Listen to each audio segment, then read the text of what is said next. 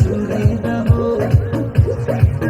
आज सूते तक बारियां तान की तान की तान की।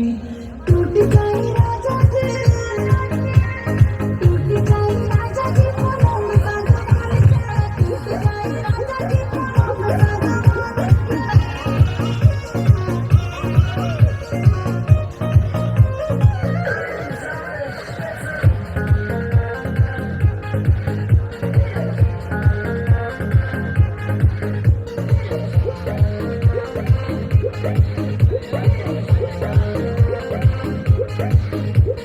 छुए तो बदन की देखो न बदन की चादर बिछा दे हनी।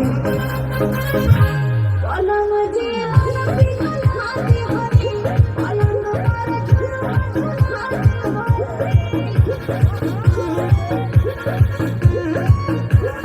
छुए तो बदन की देखो न बदन की चादर बिछा दे हनी।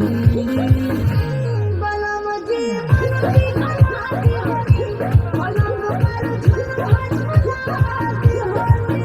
और यार बात दे दिया वो खान के खान के खान के।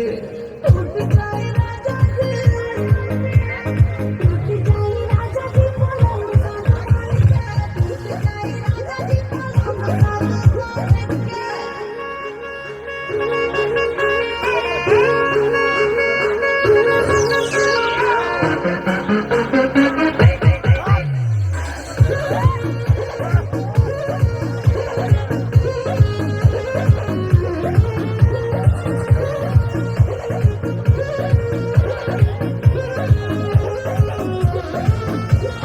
बने तो बस लगी हो।